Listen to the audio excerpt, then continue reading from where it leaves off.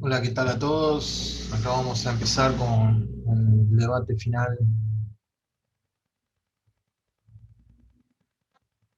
Esto es un poquito de historia, repaso, rapidito. Comenzamos con la entrada triunfal. Jesucristo entra en el templo. Primero es dada la bienvenida por todo el pueblo.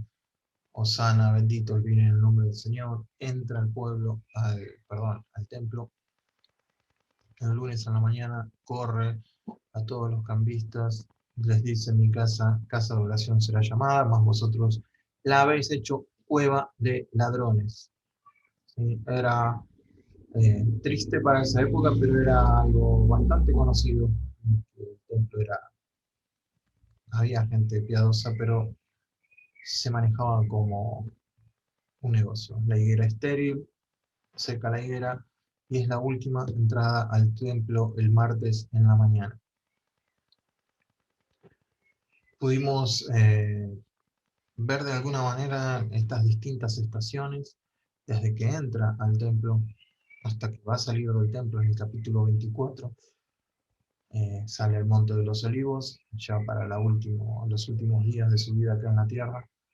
Y entonces en estas estaciones, con las conexiones con distintas facciones del templo, ya sea los sacerdotes o los ancianos, los herodianos, los saduceos, los fariseos, todos lo interpelan, todos van en contra de Jesús, tratando de encontrar en él algún error que los puedan enjuiciar, no lo encuentran. De alguna manera el Cordero es perfecto y está listo para ser sacrificado. Vimos también un poquito lo que era, de alguna manera le digo, la flora y fauna del templo, pero con respeto, ¿no? Y vemos que hoy los que nos va a preocupar son los saduceos. Los saduceos, recordemos, es el grupo más influyente, eran los que más adinerados, para familias de dinero, negaban, esto es importante para lo que vamos a ver hoy, negaban una vida después de la muerte, no creían en nada sobrenatural, por ende no creían en ángeles, no creían en nada que tuviera que ver con resurrección, sanidades, eh, nada sobrenatural. Eran más políticos que los fariseos, siempre tuvieron mayoría en el Sanedrín, por ende los sumos sacerdotes, ¿qué trasfondo tenían? Sí, eran saduceos. Y es interesante, ¿no? Pensar que sumo sacerdote de un templo, el templo del Dios ah, de Israel, no crea en lo sobrenatural, es, es algo difícil de comprender. Pero bueno, entramos en el round 5 de este debate final. Mateo 22, del 23 al 33, dice: aquel día vinieron a él los saduceos, que dicen que no hay resurrección. Y le preguntaron, diciendo: Maestro, Moisés dijo, si alguno muriere sin hijos, su hermano se casará con su mujer y levantará descendencia a su hermano. Hubo pues entre nosotros 7 hermanos. El primero se casó y murió, y no teniendo descendencia dejó su mujer a su hermano. De la misma manera también el segundo, y el tercero, y hasta el séptimo. Y después de todo murió también la mujer. En la resurrección, pues, ¿de cuál de los 7 será ella mujer? Ya que todos la tuvieron. Bien, interesante la pregunta, ¿no? El pasaje al que hacen referencia es del Deuteronomio 25, del 5 al 6, que dice: cuando hermanos habitaren juntos y muriere alguno de ellos y no tuviere hijo, la mujer del muerto no se casará fuera con hombre extraño. Su cuñado se llegará a ella y la tomará por su mujer y hará con ella parentesco. Y el primogénito que ella diere a luz sucederá en el nombre de su hermano muerto. para que el nombre de este no sea borrado de Israel. Tenemos que entender la cultura, saber que si esta mujer que queda viuda no tiene hijo con descendencia, no tiene nada, no existe. Básicamente su vida futura iba a ser la esclavitud o algo peor. Entonces, Dios previendo eso, dice que la mujer viuda se tiene que casar con su cuñado. No sé cuántas mujeres me estarán escuchando y deben estar diciendo, qué alivio que no vivo en ese tiempo, porque si no, si se muere mi esposo me tengo que casar con mi cuñada. Pensá en tu cuñado a ver si te quisieras casar. Bueno, ahora en Cristo estás libre. Podés dar gracias a Dios por algo más. Entonces, respondiendo Jesús les dijo, erráis ignorando las escrituras y el poder de Dios, porque en la resurrección, un datazo, ni se casarán ni se darán en casamiento, sino serán como, ¿no?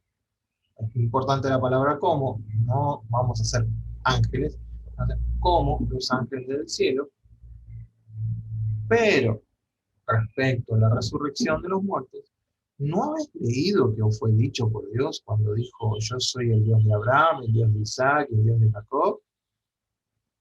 Dios no es Dios de muertos, sino de vivos. Oyendo esto, la gente se admiraba de su doctrina.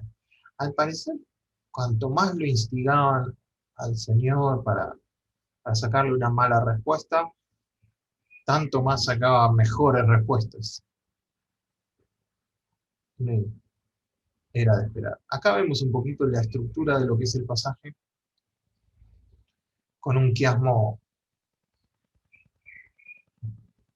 en donde el centro, vemos que es el versículo 29, erráis ignorando las escrituras y el poder de Dios.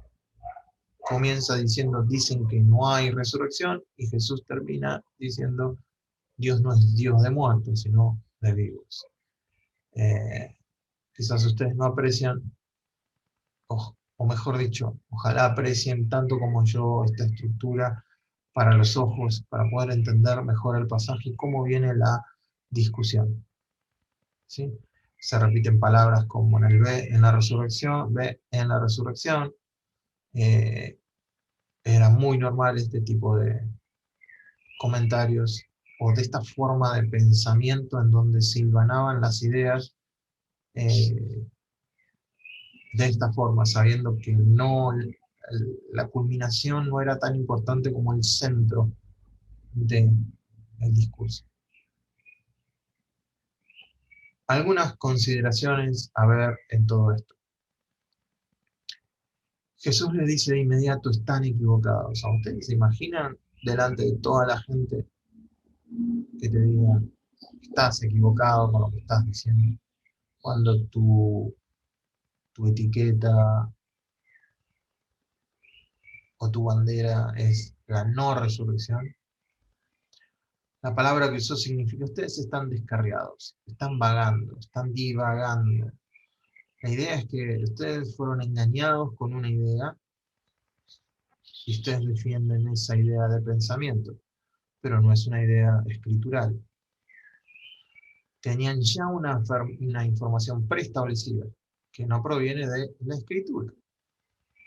Entonces ellos lo que defendían era eso. Ahora no se sabe si defendían esa idea para pertenecer al grupo o pertenecían al grupo por defender esa idea. Me imagino que habría de las dos. Todo estaba en la actitud de sus corazones. Las escrituras y el poder de Dios les habían sido presentados, pero no eligieron lo primero. O sea, no eligieron saber lo que está en la escritura, abriendo su corazón, reverenciando lo que decía la escritura, sino tomaban la escritura de una manera para apoyar sus ideas.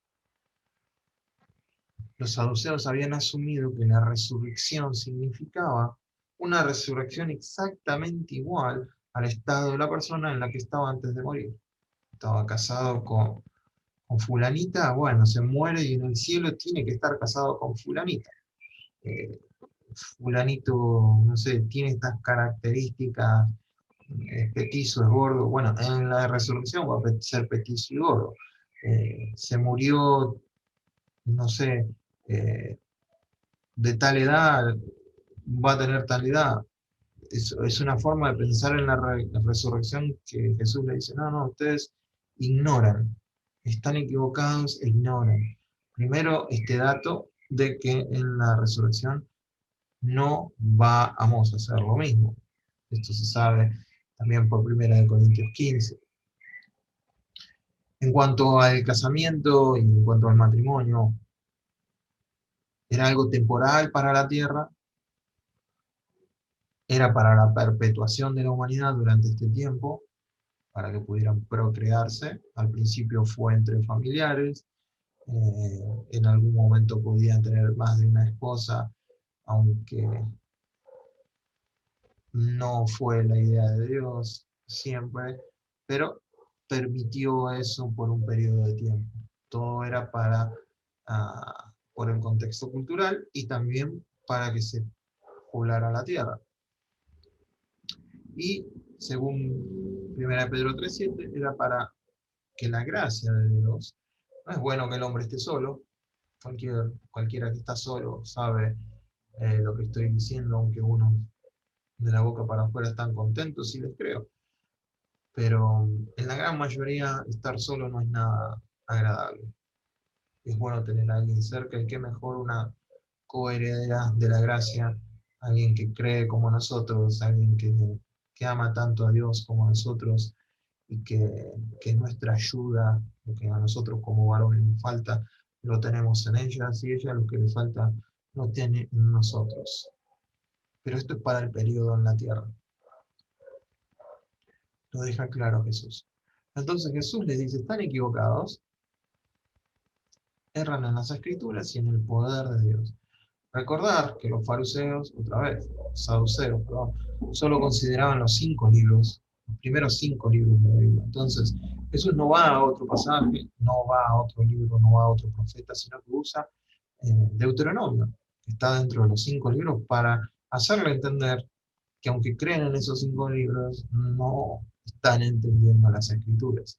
Jesús les muestra que ni respetaron las escrituras que decían tener como autoridad, porque les muestra que apoyan la doctrina que ellos negaron acerca de la resurrección de los muertos.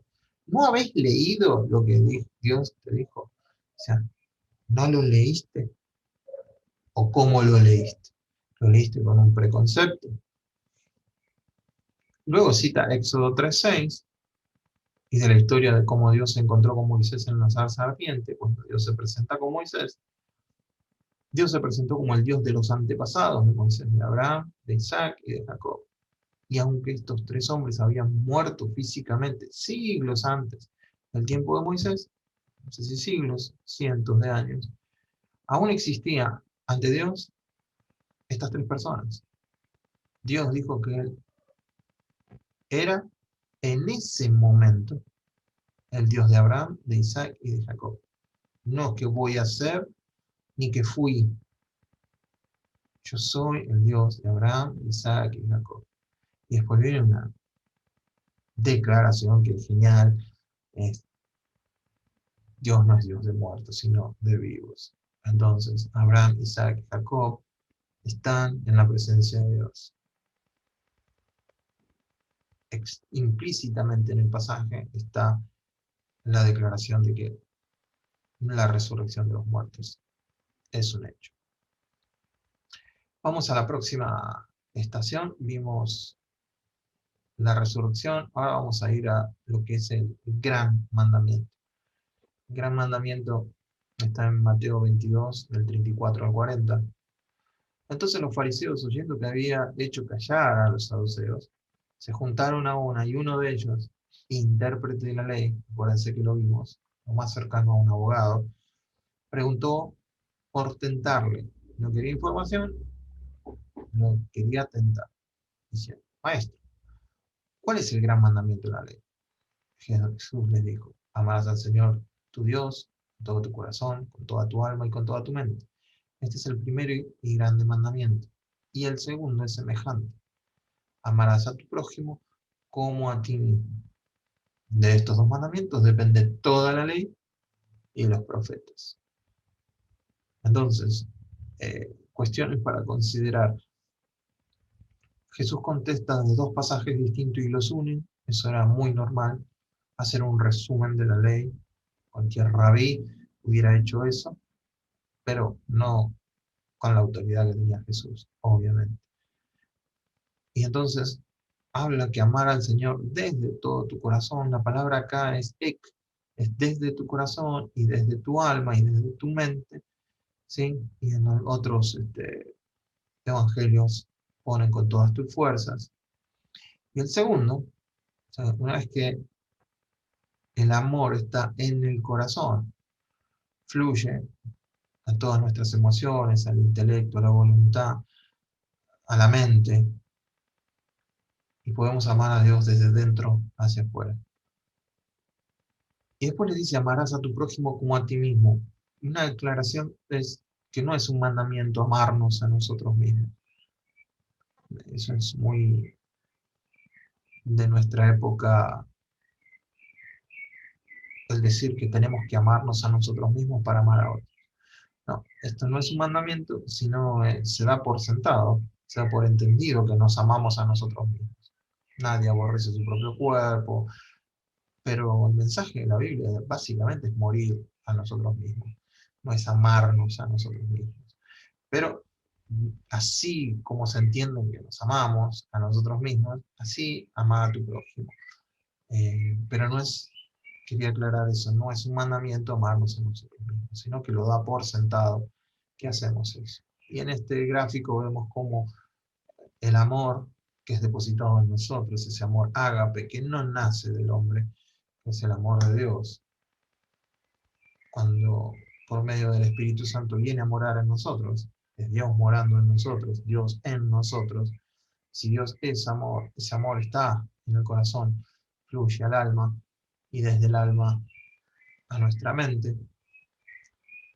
y a nuestras fuerzas. No sé si habría que hacerle una gran división acá de la dicotomía o la tricotomía, cómo está dividido el hombre. Básicamente lo que está diciendo con todo tu ser, ama a Dios, con todo tu ser, sin complicarlo mucho más. Pero sabiendo que todo comienza en el corazón bíblico, ¿sí? En la autoridad interna que nosotros tenemos. Cuando la autoridad interna es ganada por el amor de Dios, todo el ser se ve afectado. Ese es el gran mandamiento. Y por último vamos a ver la estación, el tapaboca del Señor. Mateo 22, del 41 al 64, dice, y estando juntos los fariseos, Jesús le preguntó, que hay un contraataque, ¿no? Si podemos llamarlo de alguna manera. Ya no le preguntan a Jesús, ahora Jesús hace la pregunta, diciendo, ¿qué pensáis del Cristo? ¿De quién es hijo? Entonces los fariseos que estaban ahí le dijeron, de David. Él les dijo, pues ¿cómo David en el Espíritu le llama Señor? Diciendo, dijo el Señor a mi Señor, siéntate a mi derecha, hasta que ponga a tus enemigos por estrado de tus pies. Pues si David le llama Señor, ¿cómo es su hijo? Y nadie le podía responder palabra, ni osó alguno desde aquel día preguntarle más.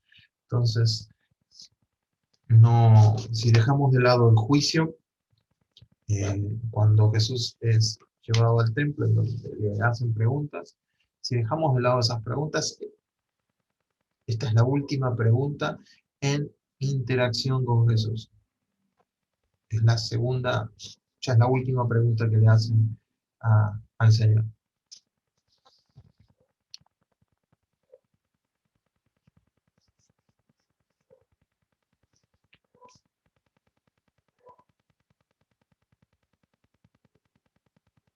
Pasaje muy importante.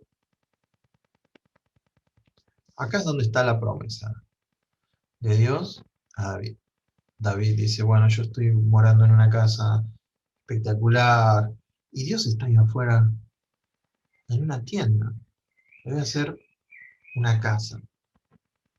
Bueno, al principio le dice Natán, dale, haz lo que está en tu corazón. Se va a la casa Natán, me parece que Dios tenía otro plan. Le dice, no, anda a decirle a David que yo le voy a hacer una casa a él. Mm, uy, ahí es donde dice, yo nunca les pedí que me hicieran un templo. Mm, nada. Pero bueno, y acá viene esta declaración. Asimismo, Jehová te hace saber que Él te hará casa. No está hablando de una casa de material, está hablando de una genealogía, de una herencia. Y cuando tus días sean cumplidos y duermas con tus padres, yo, Dios, levantaré después de ti uno de tu linaje, el cual procederá de tus entrañas, ¿no? El descendiente tuyo, y afirmaré su reino. Él edificará casa a mi nombre. O sea, la descendencia de la que se está hablando, ese uno de tu linaje, va a edificarme una casa, dice Dios. Y yo afirmaré para siempre el trono de su rey. Acá viene el misterio conocible, pero misterio al fin. Yo le seré al Padre y él me será a mi hijo. Entonces acá es donde viene la pregunta de Jesús a los fariseos que los dejó descolocados. ¿Cómo puede ser que David llame al Mesías Señor si es su hijo? Es importante ver esto. ¿Cómo David le llama Señor si es su hijo? Los fariseos no tuvieron la respuesta, pero nosotros sí tenemos que tener la respuesta. Acá Dios Padre le está diciendo a David, vos vas a ser padre de ese Mesías, vas a ser padre de ese rey que voy a poner, pero también yo voy a ser padre de él. Y ahí está básicamente la respuesta a la pregunta que hace Jesús a los judíos. Un poco el esquema se ve así, en donde Jesús le pregunta en A y en A' nadie le puede responder. En B, ¿de quién es hijo? ¿Cómo si es su hijo?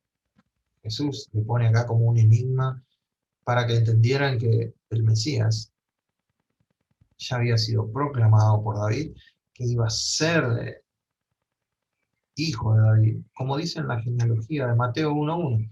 Vayan a Mateo 1.1, principio del Nuevo Testamento. Libro de la genealogía de Jesucristo. Así empieza el Nuevo Testamento. Hijo de David, hijo de Abraham. Más claro, imposible. Y acá es donde dijo el Señor a mi Señor, siéntate a mi derecha hasta que ponga a tus enemigos por estrado de tus pies. Bueno, lo que estamos viendo acá es una cita del Salmo 110, donde David nos dice, en el Espíritu, como dice Jesús, en el Espíritu, David era profeta, hace esta declaración. Entonces, acá es donde le pregunta a ellos, bueno, ustedes saben que el Mesías va a venir de David, y si David lo llama Señor, ¿cómo que es su hijo? Bueno, ahí se les confunde un poco la cabeza.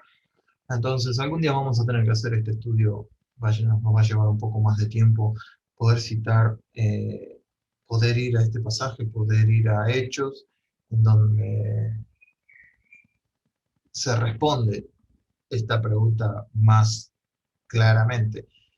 En Hechos capítulo 2, versículos 21 al 36, podemos ver que esta pregunta es respondida por Pedro en el sermón mientras está predicando, y hasta ahí es donde se tiene la respuesta de esto. Pero básicamente con esta pregunta los deja callados, mostrándose a sí mismo como el Mesías. Y hasta acá llegamos, entonces esto ya nos va a preparar para la semana que viene, para entrar en los ayes, eh, capítulo 23 de Mateo. Espero que hayan disfrutado de este estudio, eh, como lo disfruté yo. Así que, bueno, nos vemos la semana que viene con la ayuda de Dios.